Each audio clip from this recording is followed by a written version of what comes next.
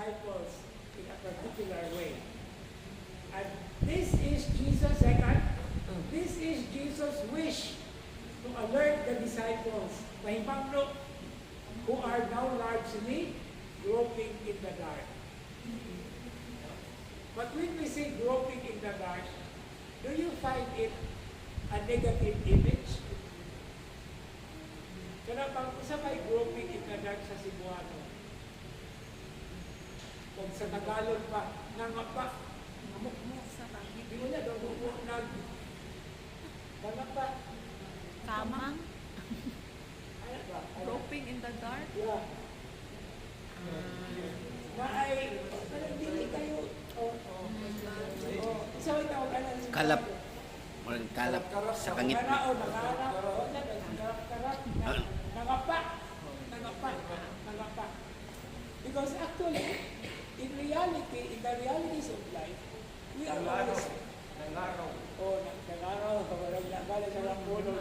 Kaya pag nagita ka sa kahayag o nagita ka sa eksakto na agianan, eksakto na balance, something like that. No? Okay. Ano man, yaan Biblia. Yaan Biblia. Mahimo kong ilo. Pero ingon siya nga, I am leaving you but I will send the Paraclete to guide you. Nala sa chapter 14. So di yun ay sila mga pa. Dili yun ay sila diyahan man sila sa Espiritu. Okay? So that's the point of the verse that is not read on Sunday. But it's a good thing to have it now para makita nato ang ginatubungan na larawan. Okay. Sa katapusan, second to the last minute, verse 34 or 35 minutes. Okay.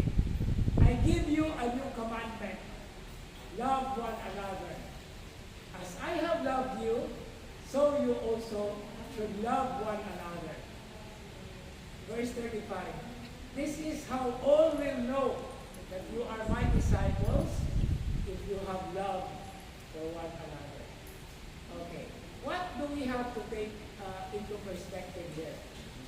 In verse 34, after talking about His glorification, Jesus being glorified, the Father being glorified, and they both glorify each other. Okay? A commandment comes. Okay? So the something like the product or the end result of the glorification is actually love. Sa gibug-aton, sa presensya, sa Ginoo, ang kapatigbabaw, ugma. Okay? So love one another.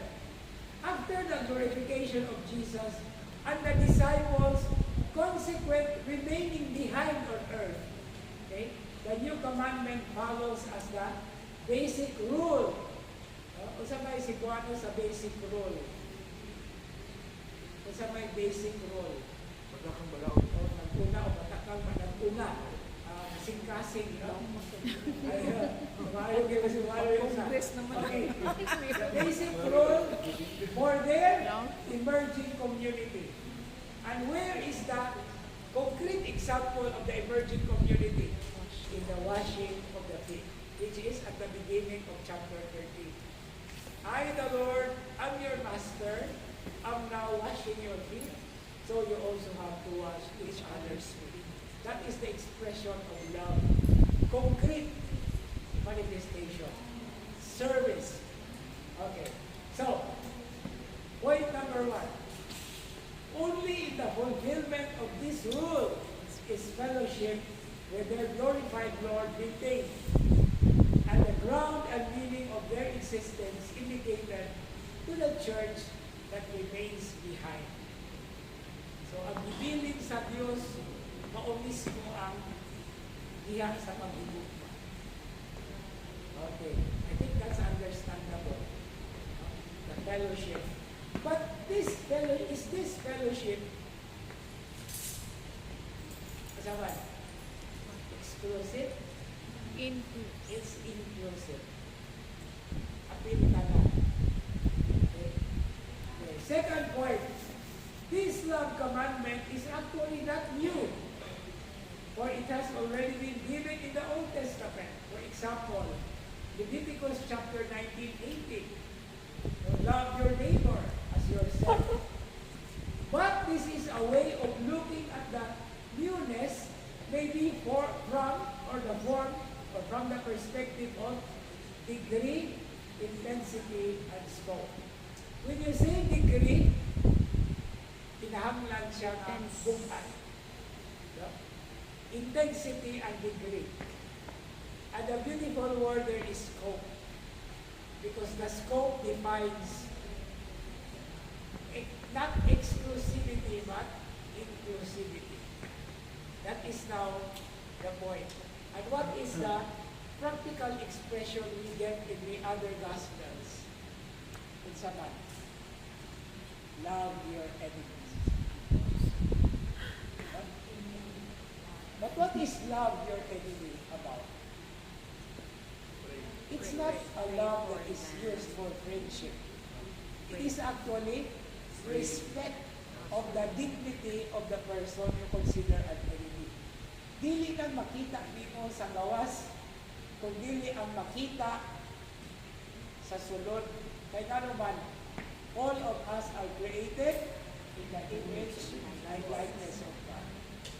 There are certain things that we do not like externally, but there is an even important depth that we see. Kaya kanang, hindi mo ganahan sa gawas, sa paggawas,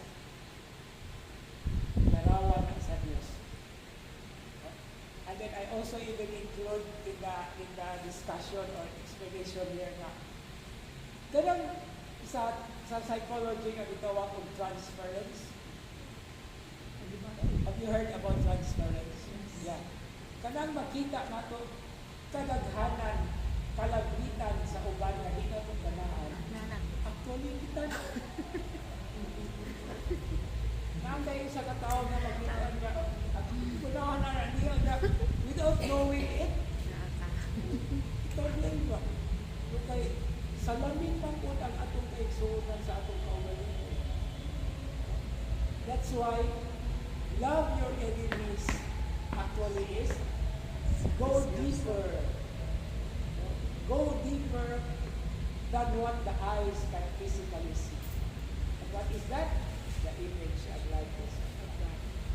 Okay? So, siguro, ana niya